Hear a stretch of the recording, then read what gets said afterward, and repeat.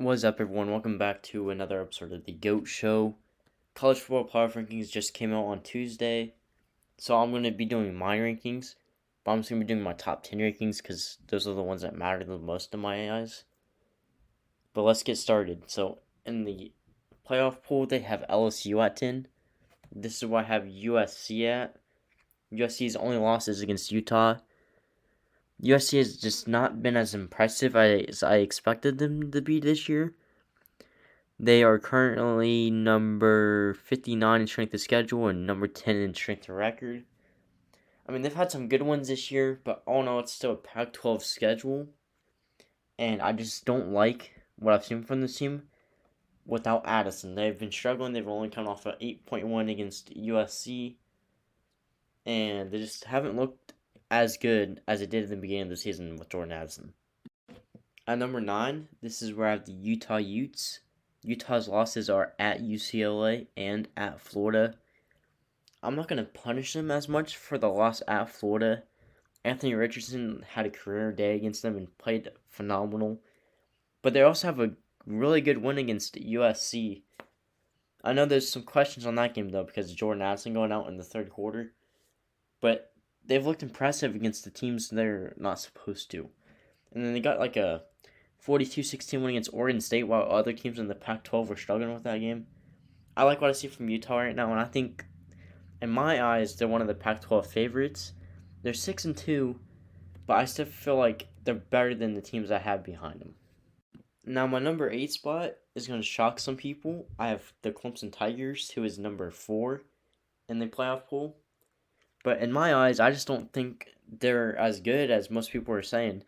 I feel like the committee's doing the resume based, but they do have 3 ranked ones against NC State, Syracuse, and Wake Forest.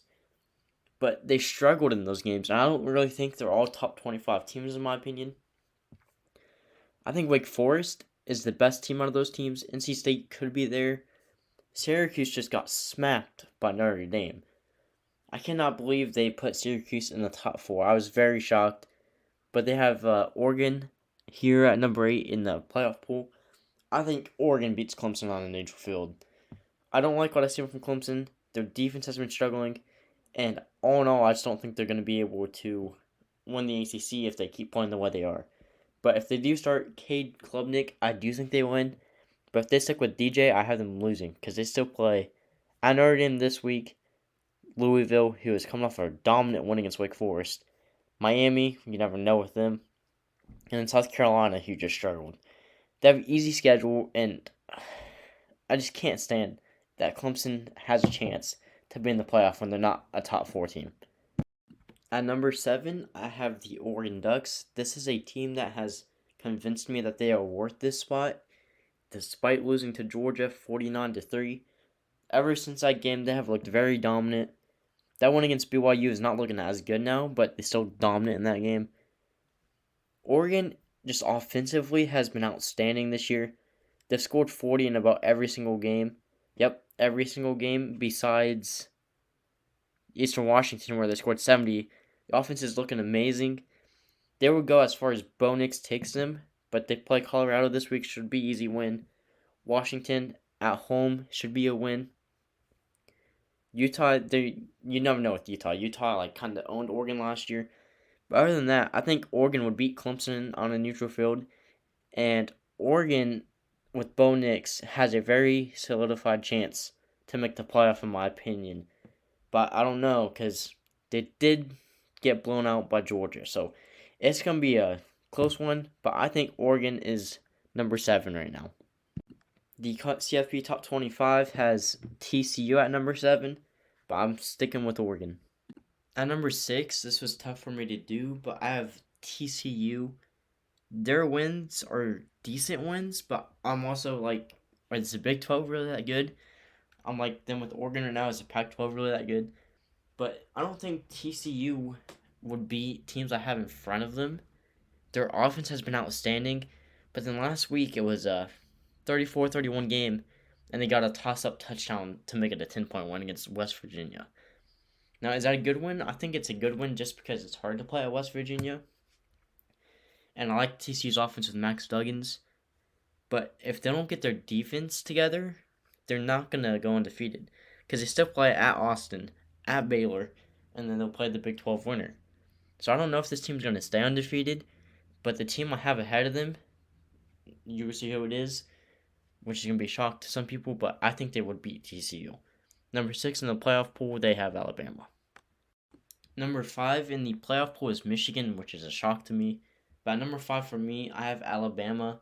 Their only loss is to number 1 Tennessee, and the teams I have behind them, like TCU, Oregon, Clemson, I think that Tennessee beats them too.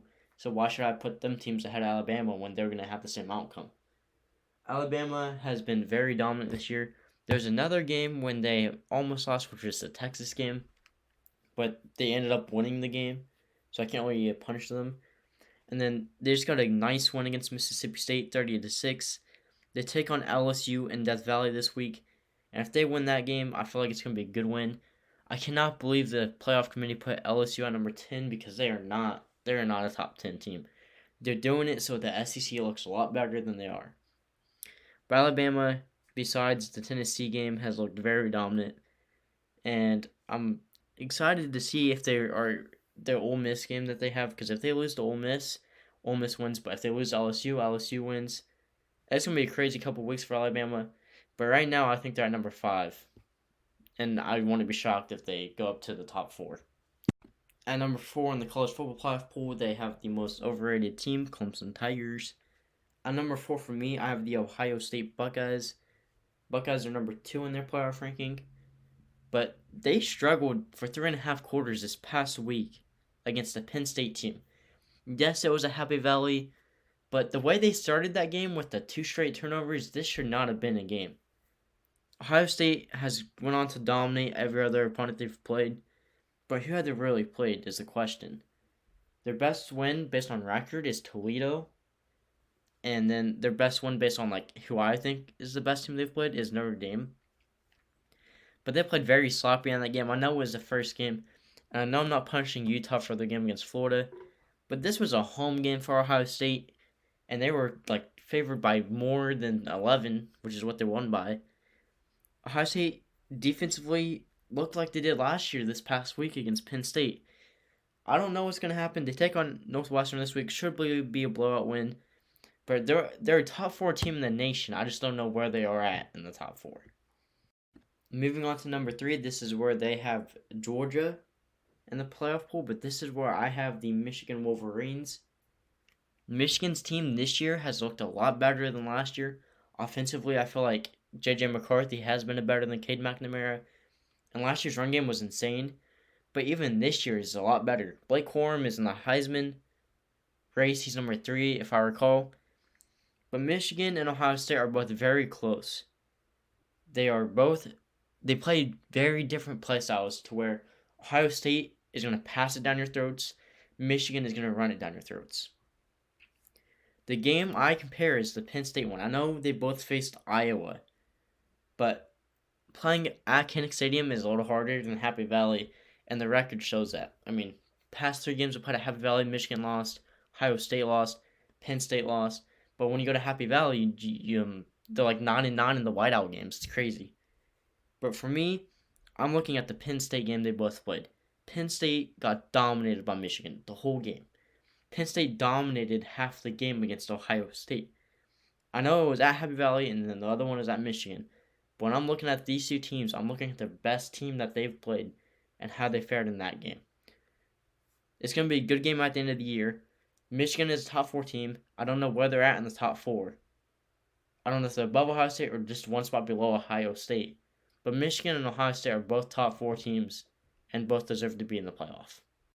At number 2, I have Georgia. Number 2 in the CFP pool is Ohio State. Georgia started the very, very strong. They looked like they were a clear number 1 team in the nation, getting that 49-3 win against Oregon. Since then, I'm not sure, because they did struggle against Kent State and Missouri, but after those 2 weeks, they beat Auburn by 32, 55-0 against Vandy, 42-20 against Florida, their rival. They've looked back to where they need to be, but at the same time, they don't look like Georgia last year. Georgia was a clear favorite last year. Now I don't know. They take on Tennessee at home, and they are favored by 8 points. That is crazy how they are favored by 8 points, in my opinion. I think Tennessee can hang with them. At the end of the day, I think Georgia is better than Michigan and Ohio State because of their defense. I feel like Georgia's offense is a tad bit better than Michigan's, and their defense is a little bit better. But at the end of the day, you don't know. And Georgia's defense, I feel like they're going to be able to stop Tennessee's offense. Because you need a defense that's going to be able to stop CJ Stroud, Hendon Hooker, Bryce Young. But for me, I think Georgia is able to do that, and I feel like they're a top 4 team in the nation. So I have them sitting at number 2. Sitting at number 1 for me, this is where I have the Tennessee Volunteers. Tennessee and Georgia play this week, so one of them will be going down. But Tennessee has a dominant win against LSU. They did struggle against Pitt and Florida, so I could see why people don't have them at number 1, because they have struggled in some games. But they're coming off a dominant win against Kentucky, 44-6. And a team that I didn't think the defense was as good, that game showed that Tennessee's defense can come out and play. They got a big game this week against Georgia. I want to see how Hendon Hooker does against the Georgia defense. But other than that, I feel like Tennessee is the best team in the nation so far. Comment down your top 4 down below. Leave a like if you liked the video. But until next time, I'll see you later. Go show out.